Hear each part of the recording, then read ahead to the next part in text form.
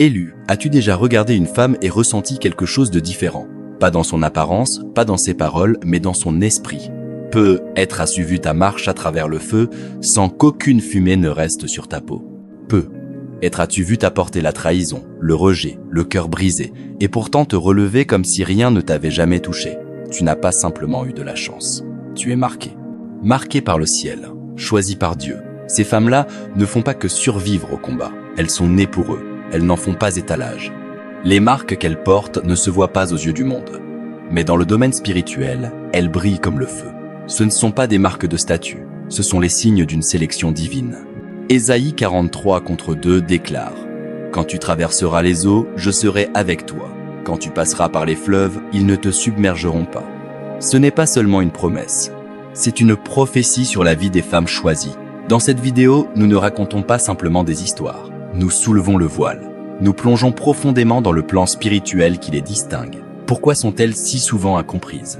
Pourquoi affrontent-elles des combats que les autres ne connaissent pas? Pourquoi leurs larmes deviennent-elles une huile précieuse et leur silence porte-t-il la sagesse? Parce qu'elles n'ont jamais été appelées à se fondre dans la masse. Elles ont été mises à part. Et si quelque chose en toi frémit en ce moment même, si ton esprit te murmure « c'est moi », alors ce message t'est destiné. Tu n'es pas brisé, tu n'es pas oublié. Tu as été choisi personnellement par Dieu, affiné dans le feu et investi d'une mission qui exige des cicatrices. Maintenant, alors que tu avances dans ce rôle divin, je t'invite à déclarer que tu es prête.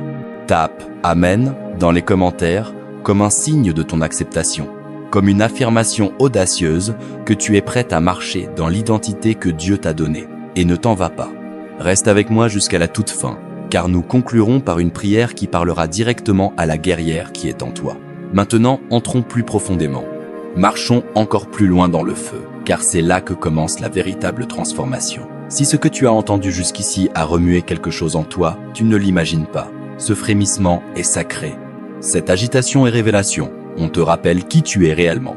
Marque 1. Ta cicatrice est devenue une épée. Il existe une force qui ne s'apprend pas dans les livres et qu'on ne peut emprunter à personne. Elle se forge. Elle naît dans le silence, dans la lutte, dans les saisons où le monde n'offrait ni applaudissements, ni réconfort, seulement la douleur. Une femme choisie n'est pas façonnée par le succès. Elle est sculptée par la souffrance. Elle n'a pas simplement traversé le feu. Elle est devenue incombustible. Le monde voit ton sourire et suppose que tout est facile. Ce qu'il ne voit pas, ce sont les nuits où tu as pleuré, jusqu'à ce que ta poitrine te fasse mal. Les trahisons que tu as ensevelies, les rêves qui sont morts dans tes bras, les versions de toi-même que tu as dû abandonner. Et pourtant te voilà, non seulement intact, mais enflammé. Ce n'est pas de la résilience pour la résilience. C'est une arme divine. Comme Paul l'écrit dans 2 Corinthiens 4, contre 8 à 9. Nous sommes pressés de toutes parts, mais non écrasés. Dans la détresse, mais non désespérés. Persécutés, mais non abandonnés. Abattus, mais non perdus. La cicatrice que tu portes n'est pas une faille, c'est une forge. Ce qui t'a autrefois déchiré te donne aujourd'hui ta lame. Tu as transformé l'agonie en autorité. Ce que l'ennemi voulait utiliser pour te faire taire est devenu le son même de ton témoignage. Et contrairement aux blessures qui pourrissent dans l'amertume, les tiennes ont guéri dans la vocation. Ton histoire n'est pas une simple survie, c'est une transformation sacrée. Pense à Ruth qui a tout perdu, son mari, sa maison, ses certitudes, et qui a pourtant suivi Naomi vers l'inconnu. Tu n'as pas t'accroché au passé, tu t'es appuyé sur la vocation. Et dans un champ qui ne t'appartenait pas, sous un ciel que tu ne reconnaissais pas, tu as été vu par Boaz. Mais surtout, tu as été vu par Dieu. Et c'est par toi qu'est venue la lignée du Christ. Voilà ce que signifie porter cette première marque. Tu ne portes pas simplement tes cicatrices, tu les brandis. Tu ne marches pas simplement en avant, tu fends les ténèbres avec la sagesse que la souffrance t'a donnée. Tu ne racontes pas ton histoire pour susciter la pitié, tu la proclames parce qu'elle est désormais ton épée. Alors si tu as porté une douleur si lourde qu'elle a failli t'écraser, mais que tu te tiens encore debout, plus forte, plus sage, plus affûtée, tu portes cette marque cachée. La femme qui marche blessée tout en adorant est la guerrière la plus redoutable qui soit. Marque 2. Tu vis avec un saint mécontentement. Écoute bien, car celle-ci n'est pas évidente. Toutes les femmes choisies n'ont pas l'air brisées. Certaines semblent tout avoir. Beauté, bénédiction, réussite. Et pourtant, au plus profond d'elles, il y a un saint mécontentement qu'elles ne savent pas expliquer. Ce n'est ni confusion, ni ingratitude, ni incapacité à apprécier le présent. C'est un mécontentement divin. C'est la douleur discrète qui monte quand tu as dépassé l'espace où tu te trouves, même si cet espace ressemble encore à une faveur. C'est le murmure dans ton esprit quand tout le monde te dit que tu devrais être heureuse, mais que ton âme répond « il y a plus ». Ce n'est pas de la rébellion, c'est de la révélation. C'est l'agitation qui vient quand le ciel t'appelle plus haut. Pense à Néhémie. Il occupait un poste stable dans le palais perse. Sécurité, prestige, confort. Pourtant, quand il a appris que les murailles de Jérusalem étaient en ruine, quelque chose s'est brisé en lui. Voilà ce que fait le mécontentement divin. Il te rend incapable de te satisfaire de l'ordinaire. Il te charge de fardeaux que les autres ignorent. Et ce fardeau devient ta vocation. Regarde Déborah, prophétesse, juge, leader, à une époque où les femmes n'étaient pas vues ainsi. Tu aurais pu rester à l'ombre du palmier à dispenser la sagesse. Mais non, quand l'heure de la guerre a sonné, tu n'as pas seulement parlé, tu t'es levé. Car le mécontentement divin ne te permet pas de rester dans le confort quand un royaume est à défendre. Hébreux 11:15 nous dit « S'ils avaient pensé au pays qu'ils avaient quitté, ils auraient eu l'occasion d'y retourner. Mais ils désiraient une patrie meilleure, céleste. Ce désir est un héritage saint. C'est lui qui te pousse à avancer quand les autres s'installent. C'est lui qui te rend inconfortable dans le palais, car tu sais que le palais n'est pas ta vocation, c'est seulement une plateforme. Alors quand tu as l'impression de ne plus être à ta place, même dans des lieux pour lesquels tu as prié autrefois, ce n'est pas un signe que tu es perdu, c'est la confirmation que tu es guidé. Tu n'as pas été créé pour faire ton nid, tu as été créé pour t'envoler. Ce genre de femme sent quand la saison change. Ton esprit commence à te démanger quand l'heure de bouger approche. Tu remarques quand la grâce se retire des anciennes missions, même si elles restent bonnes. Et au lieu de t'accrocher à ce qui s'efface, tu écoutes, tu te prépares, tu réponds à l'appel. Car les femmes choisies ne sont pas programmées pour la tiédeur. Elles sont agitées par la destinée. Après la force et le désir, vient une marque différente, moins visible, mais profondément puissante. Nous arrivons maintenant à une marque souvent portée dans le silence, mal comprise par beaucoup, parfois même par la femme qui la porte. Et pourtant, c'est l'un des signes les plus puissants de la faveur divine. Marque 3. Une sensibilité inexpliquée à l'injustice et à la douleur. Il y a des femmes qui portent le poids du monde même quand elles essayent de ne pas le faire. Qui pleurent pour des choses que les autres balaient d'un revers de main. Qui entrent dans une pièce et sentent la tension spirituelle avant même qu'un mot soit prononcé. Ces femmes se demandent souvent « Pourquoi est-ce que je ressens tout si fort ?» Mais la vraie question est « Pourquoi le ciel te fait-il assez confiance pour te confier une telle profondeur de ressenti ?» Car tu n'es pas simplement émotive. Tu es investi d'une mission. Il y a en toi une tendresse divine qui n'est pas une faiblesse. C'est ta vocation. Tu es l'intercesseur du ciel. Tu es celle qui répond sur la terre. Dieu t'a donné un cœur qui entend ce que les autres manquent et des larmes qui disent ce que les mots ne pourront jamais exprimer. Jérémie fut appelé le prophète pleureur. Il a pleuré sur une nation qui refusait d'écouter. Il a crié pour des gens qui le rejetaient. Et pourtant, Dieu a utilisé son cœur brisé pour délivrer une vérité inébranlable. Ces larmes n'étaient pas des distractions. Elles étaient une force prophétique. Romains 8:26 dit « L'Esprit lui-même intercède par des soupirs inexprimables ». Voilà ce que la femme choisie comprend intuitivement. Tes larmes ne sont pas une faiblesse. Elles sont un langage de l'esprit. Quand tu pleures dans l'adoration, le ciel bouge. Quand tu gémis dans ton lieu secret, les atmosphères changent. Tu pleures avec ceux qui pleurent, non seulement par empathie, mais par obéissance. Tu sens la lourdeur cachée chez les autres et tu intercèdes souvent pour des gens qui ne connaîtront jamais ton nom. Tu ressens des cœurs brisés dont tu ne peux pas tracer l'origine et tu pries sur des fardeaux dont tu ne recevras jamais de reconnaissance. Pourquoi ? Parce que tu as été assigné au lieu caché. Oui, cette marque peut être épuisante. Il y a des moments où tu es submergé par des émotions qui ne t'appartiennent même pas. Mais ce n'est pas de l'instabilité émotionnelle, c'est de la sensibilité spirituelle. C'est la signature d'une femme qui marche tout près de l'Esprit de Dieu. Pense à Abigail, femme de Nabal. Son mari était insensé, imprudent, arrogant. Mais Abigail était perspicace. Tu as senti le danger avant qu'il n'éclate. Tu as agi avec sagesse, tu as parlé avec grâce. Et tes actes ont préservé l'avenir du roi David. Tu as vu au-delà de l'instant et tu es intervenu par instinct divin. Voilà à quoi ressemble la sensibilité quand elle est conduite par l'esprit. Elle protège, elle intercède, elle change l'histoire. Alors à toi, femme, qui pleure dans l'ombre, qui te réveille à 3 heures du matin chargée de prier, qui sens l'orage dans l'âme de quelqu'un bien avant que le ciel ne s'assombrisse. Tu portes cette marque. Tu n'es pas trop, tu es profondément choisi. Le ciel entend tes gémissements et l'enfer craint tes larmes. Marque 4. Tu attires des attaques sans provocation. À grande vocation, grand conflit.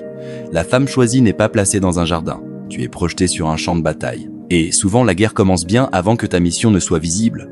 Avant la couronne, vient la confrontation. Avant que l'huile coule, il y a l'écrasement. Si tu as déjà affronté une opposition qui semblait surgir de nulle part, un rejet sans raison, des calomnies sans fondement, une guerre sans avertissement, tu n'es pas maudite. Tu es confirmée. La vérité, c'est que tu menaces l'enfer simplement en existant dans ta vocation. Ton oui à Dieu retentit comme le tonnerre dans le monde spirituel. Et plus ta lumière grandit, plus elle attire la résistance. Non parce que tu as fait quelque chose de mal, mais parce que tu portes quelque chose de juste. Éphésiens 6,12 nous rappelle, car ce n'est pas contre des êtres de chair et de sang que nous luttons, mais contre les principautés, contre les pouvoirs, contre les dominateurs des ténèbres. Cette trahison n'était pas seulement personnelle, elle était prophétique. Cette attaque n'a pas seulement fait mal, elle a signalé ton importance. Pense à Jéhozéba, femme souvent oubliée mais divinement positionnée. Quand la reine Athalie a voulu exterminer toute la lignée royale pour couper la descendance de David, Jéhozéba a secrètement sauvé le bébé Joas et l'a caché 6 ans dans le temple. Tu n'étais pas bruyante, tu n'étais pas publique, mais ton obéissance a préservé une lignée. Vois-tu, même dans l'ombre, la femme choisie affronte des menaces parce que son rôle, aussi caché soit-il, a un impact générationnel. Et puis, il y a la douleur d'être incomprise. L'isolement quand on parle contre toi sans raison. Mais souviens-toi de ce que Jésus a dit dans Luc 6,22. « Heureux serez-vous lorsque les hommes vous haïront, vous excluront, vous insulteront et rejetteront votre nom comme infâme à cause du Fils de l'homme. Tu n'es pas puni, tu es purifié. Et ta réaction sous la pression fait partie de la préparation. » Même avant de prêcher son premier sermon, Jésus a été tenté dans le désert. Attaqué non à cause d'un échec, mais à cause de son avenir. L'ennemi ne cible pas ceux qui sont stériles. Il vise ceux qui portent du fruit. Alors quand la guerre s'intensifie, ne recule pas. Ne t'excuse pas du feu qui brûle dans tes os. Ne dilue pas ton onction juste pour mettre les autres à l'aise. Tu n'as pas été créé pour te fondre dans le décor. Tu es né pour percer. Si les flèches volent dans ta direction, c'est que ta présence repousse les ténèbres. Si les attaques sont sans provocation, c'est que l'ennemi voit ce qui est en toi. Il a peur de ce que tu deviens. La pression que tu ressens n'est pas une punition. C'est le signe que l'huile va bientôt couler. Nous t'avons vu pleurer avec le monde, endurer les combats, vivre avec une vocation qui ne te laissera jamais te poser. Pourtant, il y a une autre marque, plus silencieuse, mais qui transperce encore plus profondément la marque de l'isolement et de l'incompréhension. Marque 5. Le schéma d'être incomprise et isolée. Il y a une douleur particulière à être entourée tout en restant invisible, présente mais non vue, entendue mais non comprise. La femme choisie connaît bien cette douleur, non parce que ton esprit est confus, mais parce que ta vocation est rare. Tu ne parles pas comme les autres, tu ne bouges pas comme les autres, tu ne t'arrêtes pas là où les autres s'arrêtent. Alors on te lie de travers. Tes limites sont prises pour de la distance, ton discernement pour du jugement, ta paix pour de l'orgueil. Et tu traverses des pièces pleines de monde en ayant l'impression de n'être à ta place nulle part. Mais ce qui ressemble à du rejet est souvent une redirection. Ce qui ressemble à l'exil est souvent une élévation déguisée. Même Jésus, le Fils même de Dieu, se retirait souvent dans des lieux solitaires. Luc 5,6 nous dit « Mais lui se retirait dans les déserts et priait. Il ne fuyait pas les gens, il se réalignait avec le Père. Et si le Sauveur lui-même avait besoin de solitude pour rester en phase avec sa vocation, combien plus toi ? Les femmes choisies ne sont pas isolées parce qu'elles sont indignes. Elles sont isolées parce qu'elles sont en incubation. Elles ne sont pas punies, elles sont préparées. Regarde Agar errant dans le désert, chassée par ceux qu'elle avait servis, seule, le cœur brisé, portant un enfant et un fardeau trop lourd pour ses épaules. Et pourtant dans ce désert, Dieu s'est révélé à elle comme El Roi, le Dieu qui me voit. Genèse 6,13. C'est dans son isolement qu'elle a reçu sa révélation. Pense à Élie tremblant dans une caverne, épuisé par le poids de sa vocation. Il s'attendait à ce que Dieu se manifeste dans le vent, le feu ou le tremblement de terre. Mais le Seigneur est venu dans un murmure. 1 Roi 10-9-11-12. Parce que l'intimité avec Dieu se produit souvent dans l'obscurité, pas sous les projecteurs, mais dans le silence. Et puis il y a David, oint mais ignoré, appelé mais caché, laissé dans les champs pendant que les autres festoyaient. Mais c'est dans ces lieux solitaires, en gardant les brebis, qu'il a appris à adorer, à combattre et à marcher avec Dieu. Son isolement n'était pas l'absence de vocation. C'était le lieu de naissance de celle-ci. Dieu cache souvent ce qu'il guérit. Il dissimule ce qu'il cultive. Tu peux te sentir oublié, mais tu es en train d'être formé. Ce rejet quand tu n'as pas eu le poste. Ce silence après avoir vidé ton cœur. Ce groupe d'amis qui s'est peu à peu éloigné.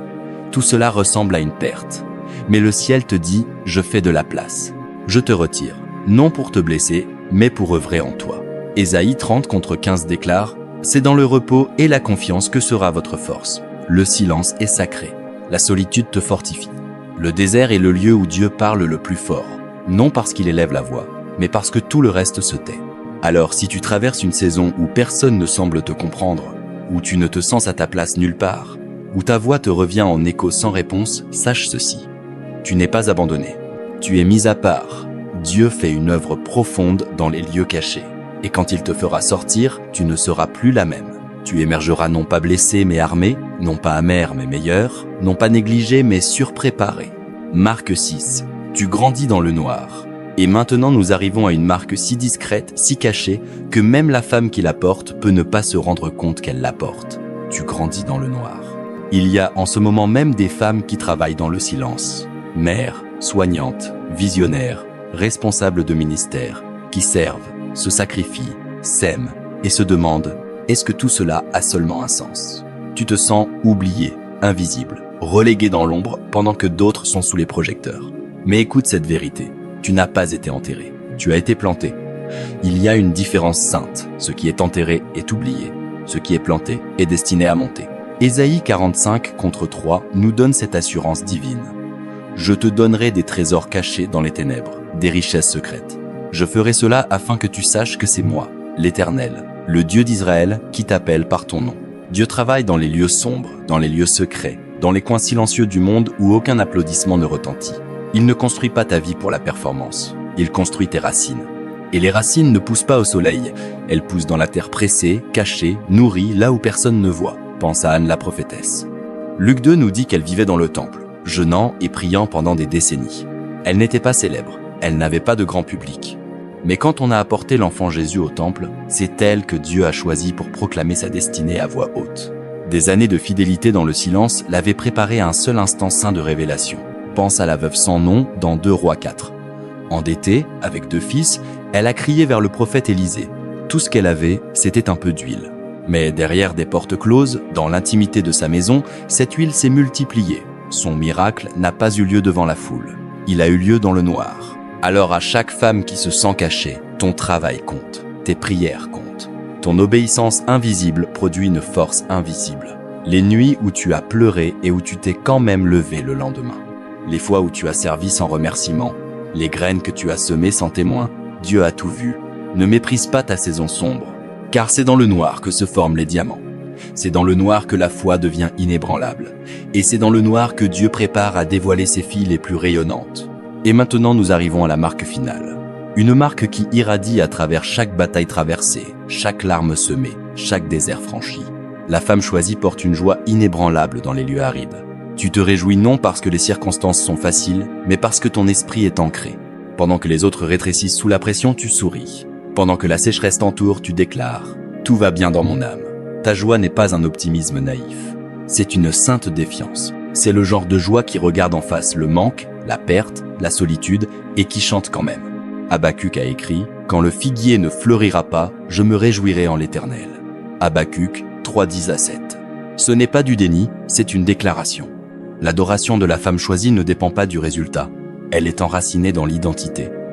Tu sais que ton Dieu est fidèle même quand la vie est fragile. Comme un arbre planté près des cours d'eau, tu restes verte en saison de sécheresse. Jérémie 10:7-8. Ton rire n'est pas une ignorance légère, c'est une guerre spirituelle. Ta joie n'est pas superficielle, c'est ton bouclier. Tu peux pleurer avec espérance, danser dans l'attente, adorer en attendant, parce que ton âme est tenue, non par les circonstances, mais par Christ. Comme la femme de Proverbe 31, tu ris des jours à venir, non parce qu'ils seront faciles, mais parce que ta peine n'est pas circonstancielle, elle est surnaturelle. Et quand l'ennemi lance tout ce qu'il a et que tu lèves quand même les mains en adoration, c'est là que le ciel rugit et que l'enfer tremble, car la tristesse peut être supportable, mais la joie est dangereuse. La joie prouve que l'ennemi n'a pas réussi à faire taire ton esprit. C'est la preuve que tu sais toujours qui tu es et à qui tu appartiens. Voilà, nous voyons clairement maintenant. Ces 7 marques cachées ne sont pas des signes d'échec. Ce sont des preuves de faveur divine. Elles ne révèlent pas de faiblesse. Elles confirment la vocation. Ces marques, tes cicatrices, ta solitude, tes fardeaux, tes percées, ton désir agité, ta force silencieuse, ta joie farouche, sont les empreintes digitales de Dieu. Ce sont la validation du ciel, non les applaudissements des hommes.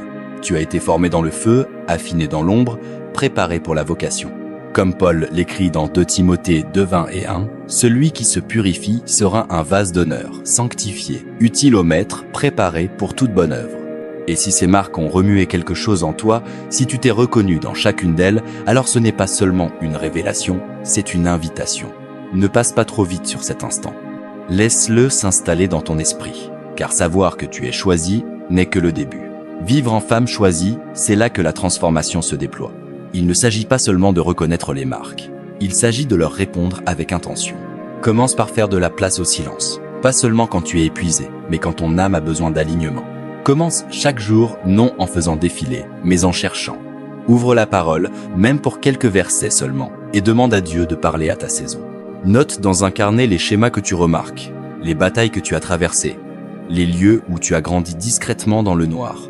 Sois attentive à l'endroit où tu ressens le mécontentement divin et demande à Dieu la sagesse, non seulement pour les portes ouvertes, mais pour le courage de les franchir.